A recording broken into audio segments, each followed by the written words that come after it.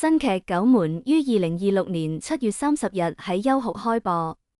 好耐冇見過咁詭譎迷離嘅奇幻懸疑劇開場，機關重重、奇詭重生嘅隔世樓入面，陳偉霆飾演嘅張大佛爺張啟山，為咗揾翻離奇失蹤嘅401部隊，專登請出曾舜晞飾演嘅吳老九幫手破解機關。吳老九嗰隻小狗3寸釘喺鼓樓地下機關入面一路狂奔，終於跑到破解機關嘅關隘，幽暗鼓樓大門徐徐打開。但當張啟山、吳老九、陳瑤飾演嘅霍仙姑等九門中人踏進隔世樓，就發覺件事冇咁簡單。失蹤嘅401部隊就喺鼓樓入面，3寸釘話俾吳老九知，佢哋距離401部隊唔夠800米。然而當眾人一次一次開動體測加速跑，卻永遠距離401部隊都係800米。唯一解釋就係有人利用401部隊同九門玩緊捉迷藏。張啟山決意反客為主，喺鼓樓密道入面設下機關，引出401部隊。但當失蹤嘅401部隊真係現身，已經化成失去意識嘅行屍走肉，成隊人整整齊齊低頭轉身，面無血色，好明顯受到操控。更加驚悚嘅係，幽暗古殿漫長廊道入面，仿佛有低語回響，眾人眼前齊齊出現幻境，鼓樓入面暗藏殺機。當九門探險嘅驚悚副本已經打開，張大佛爺點樣帶領九門眾人平安走出鼓樓？呢個背後嘅迷局又點樣拆解？雖然呢2年南派三叔嘅奇幻冒險劇宇宙不斷推新，南部檔案、吳邪私家筆記等劇陸續登場，但論期待值，冇一部劇可以同呢部陳偉霆、曾舜晞、陳瑤領銜嘅九門相比。超高期待唔係冇道理。首先，前作增光，2016年7月老九門開播，靠住精準嘅選角同對原著嘅紮實還原，豆瓣評分7.2，更加開啟奇幻冒險劇熱潮。10年之後，九門歸來，自帶熱度，然後穩定原班人馬，家臣還原主演，有原著作者兼編劇南派三叔，仲有陳偉霆演嘅張啟山、應浩銘都回歸飾演齊鐵嘴，經典佛八組合重逢。曾舜晞飾演同吳邪一模一樣嘅吳老九，陳瑤飾演嘅霍仙姑都堪稱神仙選角。最後係九門本身，呢個南派三叔寫咗7年嘅劇本，糅合咗九門前史，更加將驚悚元素同想象力發揮到極致。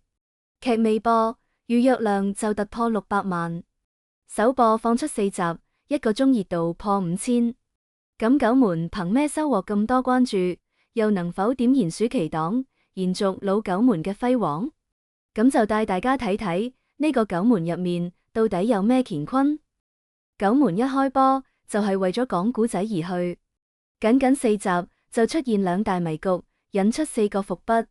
第一件迷局就係401部隊失蹤局，正係呢個迷局引出九門成個故事。1935年嘅長沙，張啟山麾下401部隊全員喺雨夜離奇從長沙軍備醫院集體失蹤，護士前一秒仲望住集體狀態僵硬、眼神恐怖嘅401部隊心驚膽戰，下一秒再睇呢支127人嘅部隊已經消失得無影無蹤，相當於成支部隊都係喺一個密室入面失蹤。長沙布防官張啟山聽聞消息，即刻冒雨趕到醫院，卻沿住線索發現醫院地下藏住一座地下窑洞，窑洞內更驚現人體八卦陣。當年嘅窯工們用自己嘅身軀排成太極，陣法極其詭異。更詭異嘅係有人喺燒磚嘅窯室入面又砌咗道牆，好明顯有人想佢發現呢個地方，而消失嘅401部隊好可能就喺牆後面。張啟山請來九門中嘅八爺齊鐵嘴，研究牆中嘅機關點樣打開。齊鐵嘴一番探查，話401部隊確實喺牆後面，但呢個機關只有一個人先打得開，就係大佬被張啟山親自下令槍斃咗嘅吳老九。張啟山親自出山請人，同佢舊怨好深嘅吳老九真係嚟咗。第一個迷局未完全挑明，第2個迷局就隨即發生，隔世樓奇幻局。一切迷局都指向醫院地下牆後，藏住嘅呢座叫隔世樓嘅東漢古陵。為咗解開謎團，張啟山聯合吳老九、霍仙姑等九門主事組隊探險。吳老九開咗牆後嘅機關，又帶眾人沿住神龕進入隔世樓。好快發現呢座隔世樓背後，正係傳說中能逆轉光陰、改天換命嘅隔世老祖。為咗破解隔世樓入面牆另一頭嘅特殊機關，吳老九派出視若珍寶嘅小狗3寸釘。消失嘅部隊揾到咗，卻已經唔再係曾經嘅部隊。等待九門嘅更加係深不見底嘅陰謀。隔世樓內機關密布，更具備令人產生幻覺嘅奇異能力。隊伍進入後，成員接連陷入幻境或失聯。張啟山帶領嘅九門眾人能否逃過一劫？又點樣破局？4集2大迷局，九門嘅節奏不可謂唔快，敘事不可謂唔猛。呢2個迷局就引出4個秘密，令人難以捉摸。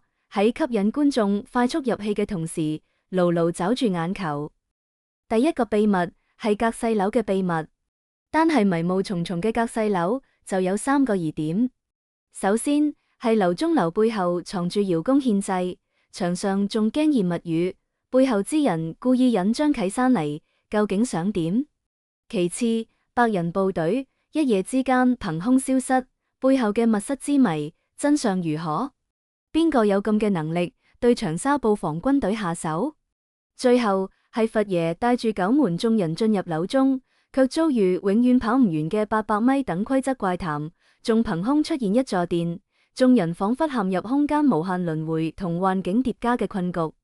呢個背後到底藏住呢座古樓點樣嘅機關？隔世樓背後嘅秘密係咪就係老九門中曾令張啟山佢哋食盡苦頭嘅穩統？第2個秘密係幕後之人嘅陰謀。好明顯，張啟山同九門中人係被引到隔世樓。咁幕後之人嘅目的，可能就係為咗隔世樓背後嘅謎團，仲有古墓中嘅長生文物。從時間上睇，九門故事嘅發生時間僅略早於老九門。咁呢個勢力龐大嘅幕後集團，係咪就係以蠢蠢欲動嘅外來勢力？對方布咁大嘅局，所求顯然唔只係寶藏，更加有可能係將401部隊行屍化嘅特殊手段。點解對方對吳老九咁有興趣？張啟山作為長沙布防官，又點樣挫敗對方陰謀？第3個秘密係九門嘅內鬥，被呢場迷局引出來嘅，仲有九門內部嘅秘辛。九門內部此時各懷心思，僅靠張啟山嘅個人威望勉強捏合埋一齊。張啟山同吳老九有家族舊怨，此時係被逼聯手。陳瑤飾演嘅霍仙姑雖然加入探險，卻早被老太監脅迫。一係還霍家借嘅錢，一係做對方眼線。而年輕嘅霍仙姑同吳老九又有舊情，再加2月紅、半截里嘅上三門，吳老九、陳皮阿四、黑背老六嘅平三門，善占卜嘅智庫齊鐵嘴，唯一正統學子係九爺同霍仙姑組成嘅下三門。九門能否被張啟山捏合埋一齊，喺亂世中一齊對抗外敵陰謀？第4個秘密係九門肅清嘅真相。南派三叔老九門留低嘅最大謎團，就係張啟山親自開啟嘅九門清洗。正係呢場內部清洗，雖保下九門核心成員，但也令九門元氣大傷，甚至分崩離析。九門嘅劇情發生喺清洗開始之前，咁故事會唔會揭開清洗真相？九門眾人喺家國存亡與家族宿命之間，將點樣做出抉擇？故事結局又會唔會為盜筆後續故事線埋下伏筆？一切謎團亦只有後面嘅故事可以解釋清楚啦。當年老九門之所以受歡迎，背後一大原因就係角色對味。九門陣容係新老交匯，最能帶出回憶嘅老演員，當然就係飾演張啟山嘅陳偉霆。張啟山其實唔易演，因為好似南派三叔自己講嘅，呢個人物有啲反邏輯。因為太完美，佢係九門之首，長沙布防官，能力強大到每一步都係啱嘅，承受同能力相等嘅沉重責任。點樣表現呢種強？陳偉霆用咗2個小辦法，一係還原當年嘅張啟山，當陳偉霆再次着上嗰身軍裝回歸張大佛爺，嗰種沉穩威嚴嘅壓迫感已經鎮壓全場。第二個係佢對九門講嘅說話。如果話喺隔世樓嘅一切表現係張啟山嘅勇，咁嗰一段出發前佢對九門眾人嘅交代，則體現出佢嘅智。張啟山唔係莽夫，而係對外敵步步進逼，九門遭遇時代挑戰嘅大勢睇得好清楚。所以對九門眾人嘅發言中，張啟山句句透着焦灼。兩個辦法既令我哋睇到昔日張啟山嘅風采，亦睇到佢喺時代變局中嘅憂心忡忡。咁嘅人設喺陳偉霆嘅演繹下手到擒來。除咗陳偉霆呢類老演員之外，再入九門嘅曾舜晞嘅發揮都好出彩。呢張臉一出，觀眾即刻諗起《終極筆記》入面霍仙姑點評吳邪嗰句話，同吳老九一模一樣。呢個角色都有兩層表演。第一層係曾舜晞對呢個角色嘅塑造，少年感同聰慧感十足，就好似個大鬧天宮嘅孫悟空，仲係個標準愛狗人士，同三寸釘交代任務都唔忘記同狗狗講，保住狗命最要緊。第二層係對張啟山嘅態度，表面睇對張大佛爺橫眉冷對，見面就互串，其實係明月高懸獨唔照我，我偏要明月照我嘅執念。同陳偉霆嘅對戲都好有睇頭，高潮迭起，好有意思。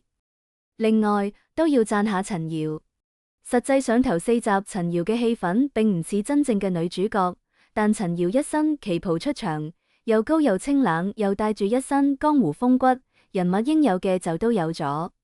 後來換裝進入隔世樓，又令人諗起啱啱出場時仲係小乞衣嘅鄂爾羅，冷靜中透着果敢。最出色嘅仲係面對老太監威脅果斷回串嘅戲，配上陳瑤孤傲清冷嘅表情，絕了。雖然只有4集，目前眾多角色未出場，但英浩銘嘅八爺、胡雲豪嘅陳皮阿四都係當年嘅味道。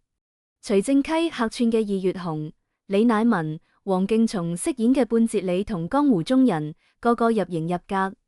接落嚟就睇飾演尹新月嘅新人演員黃奕霆，可唔可以接住觀眾嘅期待？無論如何，呢出九門好戲肯定仲喺後頭。好明顯，老九門同九門係所有古裝奇幻懸疑劇中一種特殊嘅類型。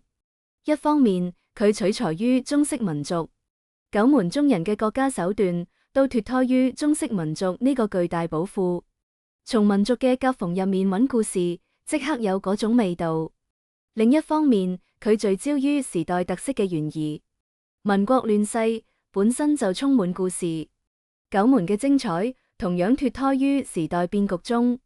唔止於此，九門仲有3個大家見所未見嘅獨有特點。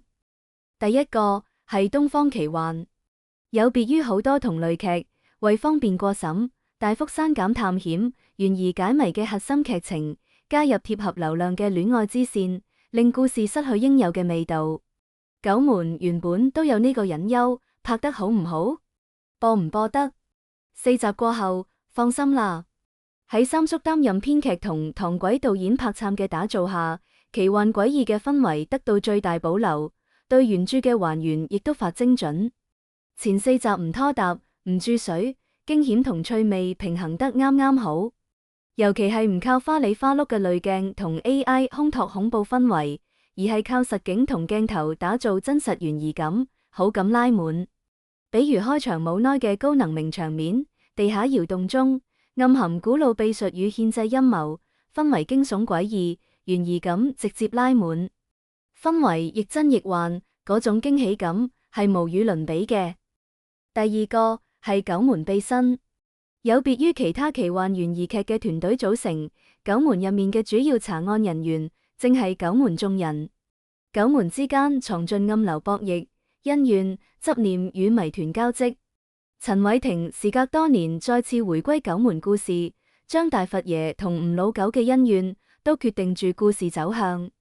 而受到威脅嘅霍仙姑同吳老九注定難以圓滿嘅愛情故事，同樣扣人心弦。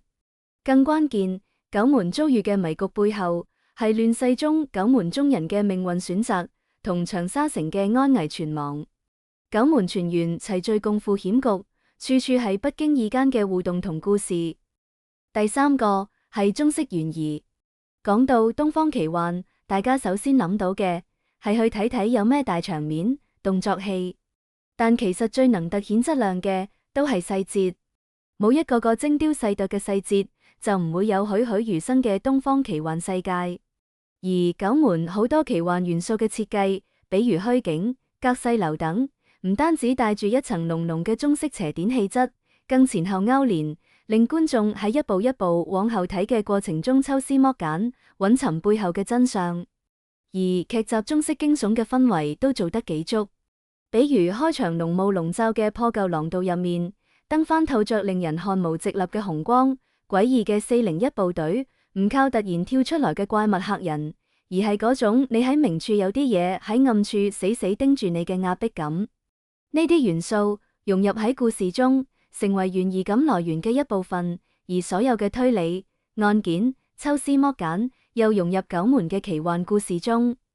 講到底，唔好將九門當成奪寶摸金嚟睇，佢嘅魔力何嘗唔係帶住觀眾一齊去探尋神秘嘅傳說，去勾連失落嘅奇談。